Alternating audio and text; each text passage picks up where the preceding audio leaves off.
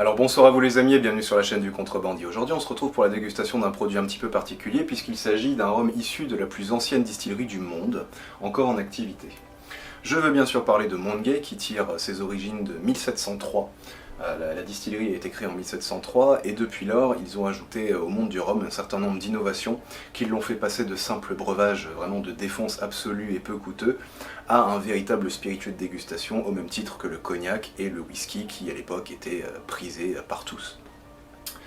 On est sur la version XO de chez Montgay qui est un assemblage de rhum ayant entre 8 ans et 15 ans qui ont vieilli dans 3 types de fûts différents, à savoir du whisky américain, du cognac et du bourbon. On est sur un rhum traditionnel de mélasse, de tradition anglaise, qui titre à 43 degrés d'alcool et qui est une référence absolue dans le monde du rhum. Sans plus tarder, on est parti pour la dégustation.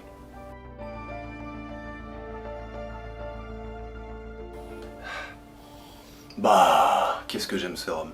On a vraiment une espèce d'équilibre entre la gourmandise et la sécheresse, ce qui est une chose que moi j'adore, et vous le savez normalement. On a des notes qui sont vraiment, qui tendent vraiment vers le sucré, alors qu'on sait de par l'embouteilleur qu'on n'est pas du tout sur un rhum qui a été sucré, il n'y a pas eu d'ajout. On a un côté vraiment crème brûlée, tu sais, vraiment ce côté vanillé, dessert, avec un petit voile de caramel un peu trop cuit limite. Tout ça, ça pétille, ça... T'as un côté épice, un côté bois, mais vraiment fibre de bois jeune, tu vois, qui vient vraiment faire en sorte que ça fasse pas non plus trop gourmand, trop sucré, trop avenant en fait, comme les rhums trafiqués en général. T'as un côté noix de coco qui est très présent lui aussi. Enfin vraiment on a une complexité, cette noix de coco qui est vraiment le propre des rhums de Barbade.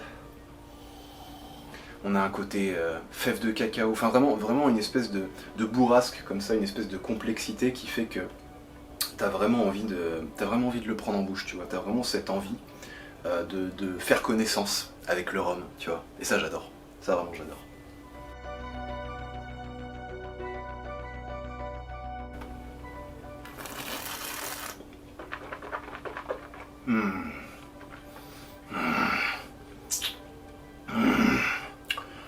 Alors la bouche, elle est peut-être un petit peu moins complexe que le nez. On a toujours ces notes de crème brûlée, vraiment ce côté dessert, tu vois, extrêmement vanillé. Il y a un très léger côté caramel qui est peut-être un peu moins présent qu'au nez. Le bois, les notes de bois sont un petit peu plus sèches. On avait encore l'impression au nez que qu'on était en présence d'un boisé légèrement humide. Là pour le coup ça évolue sur des notes un petit peu de tabac, tu vois, limite. Un côté un peu tabac.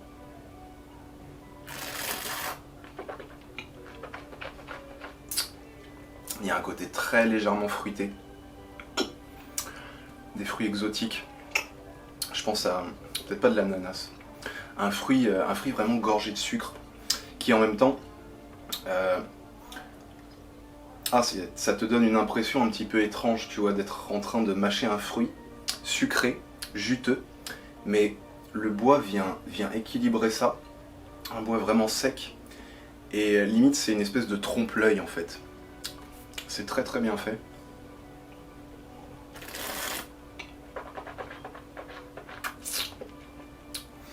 Ah puis les notes de cacao, là pour le coup on est clairement sur du chocolat noir. On est clairement sur du chocolat noir.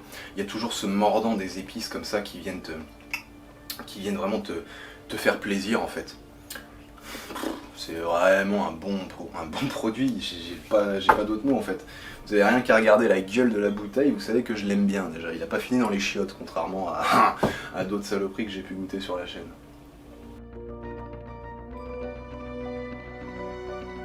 Donc on est sur une finale qui est relativement moyenne, que ce soit en termes gustatifs et en termes de durée. On a vraiment la vanille qui vient jouer vraiment jeu égal avec une espèce de bois toujours de plus en plus sec même. Sans que ce soit possible de départager les deux. Et on a toujours des petits marqueurs de cacao, hein, on est repassé du chocolat noir au cacao, mais vraiment par petites touches. C'est une finale qui dans l'ensemble est relativement simple, sans plus. Donc c'est une bouteille qu'on trouve globalement aux alentours de 50 à 55 euros. On peut la trouver pour un peu moins de 50 euros, comme on peut la trouver pour quasiment 60 euros. Au niveau tarifaire, oui. En fait, on est sur un très bon rapport qualité-prix. Je vais partir sur une bonne note. Je vais partir sur un 15 sur 20. J'aurais pu aller jusqu'à 16, mais il y a vraiment une petite chose que j'aimerais souligner par rapport à ce rhum là et qui, moi, sur le moment, m'a un peu déplu. c'est que je me suis rendu compte, hein, c'est pas la première fois que j'en bois de ce rhum-là, loin de là, je le redis, on a vraiment un effet décrescendo, contrairement à beaucoup de rhum où tu sais, tu vas avoir une espèce de stabilité, voire une espèce d'élévation au moment de la bouche. Là, on a vraiment le sentiment d'être en présence au nez d'un produit qui est extrêmement expressif, qui déborde d'arômes. La bouche descend un petit peu du point de vue aromatique, on a un peu moins d'arômes et du coup, on se dit que c'est un bon rhum, tu vois, mais peut-être pas aussi fameux que le nez.